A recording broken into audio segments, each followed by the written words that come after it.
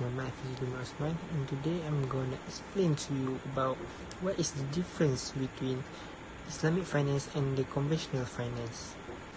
Okay, before we go straight to the comparison of these two, let us take a look at what is the meaning of the Islamic finance. Islamic finance refer to how business or individual raise capital accordance with Sharia or Islamic law.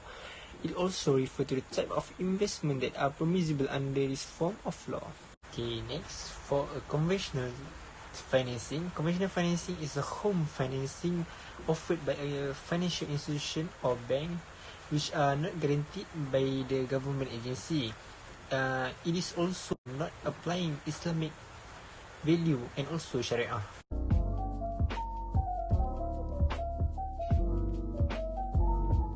Let us first understand the major difference between Islamic banking and conventional banking system. Islamic banking is an ethical banking system and its practices are based on Islamic Sharia law. Interest is completely prohibited in Islamic banking. It is asset-based financing in which trade-off elements prohibited by Islam are not allowed. For example, you cannot take a loan for a wine shop. On the other hand, conventional banking is an unethical banking system based on man-made law. It is profit-oriented and it is proposed to make money through interest.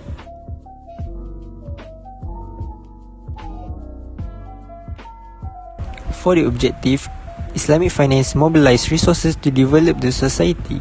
Profit is not the only sole objective, while for the conventional, it is to attract resources and lend them to gain a profit and lead to a profit maximization.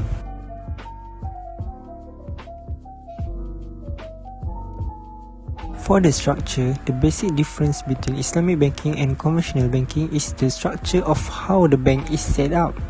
For a conventional banking, the purpose of setup is to collect deposit and to give loans. This is the shareholders' understanding of what it should be. Two very distinct functions, collect deposit and give loan, and the arrangement is managed by a treasury function which try to balance the returns to shareholder funds. Okay, but what is Islamic structure then? In essence, how an Islamic bank is supposed to be a setup is based on the theory of sources and application of funds. This should be a single flow between the deposit and the financing or investment use of fund. This means there is no distinct function. It is a single function where the customer deposit or investment pool is used to fund financing portfolio or deploy into investment instrument, from which returns are derived and recognized. Once the returns are determined, these returns are shared between the bank and the customer. This profit-loss sharing structure demands a different way of managing the bank, although not all Islamic banks are able to successfully pull this off 100%. Especially when the Islamic banks are still under the percentage of conventional bank. While for the Islamic banking structure, in my personal view, the structure of an Islamic bank is more suited if it is built around the Mudarabah structure. It fits perfectly on how the bank is to be managed. It should be the backbone of any Islamic banks, where the setup is linked end-to-end, resulting in sharing of actual return arising from Sharia compliant financing or investment activity. Finally, the processes in an Islamic bank and conventional bank are also different, simply due to the structure of which it has been set up. There is a broader requirement for every site and research required to ensure the Islamic product and services meet Sharia requirement.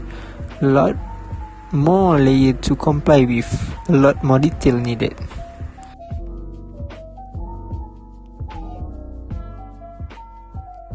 For a value proposition of Islamic finance more bringing benefit to the doorstep of their customer in a mutually beneficial manner through partnership mode of financing. Next, firmly rooted in the Maqasid Syariah involve ethical investing and green business. It is included the modern social investing, ethic, environment, stewardship, consumer protection, shareholder, and also a global development. For a conventional, geared toward consumer-friendly customer services that are meant to attract more customers with the ingenious objective of profit maximization. It is also involved a socio-economic gradually gaining ground as part of the aftermath of the recent global meltdown.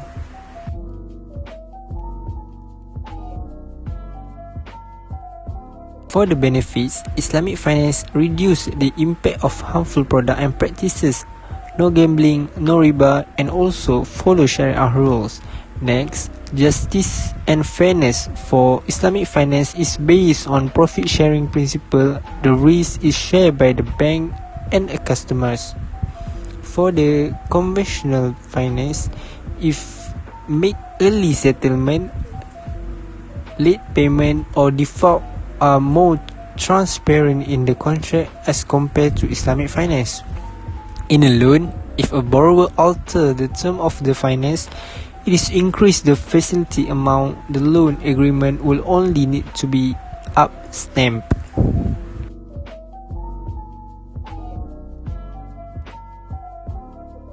The instrument offered, Islamic Sharia offered musyarakah, which is joint venture, murabahah, cost plus finance, mudarabah, profit sharing, ijarah, leasing, wadiah, safekeeping, takaful, Islamic insurance, sukuk, Islamic bond, by al-inah, hibah, and also arah.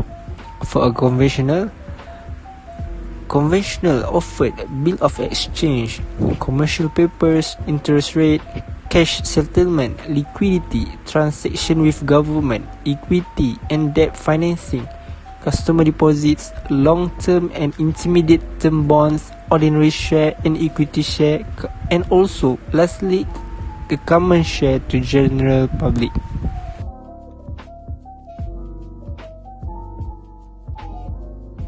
Okay, now let us review some major difference between Islamic banking and conventional banking system.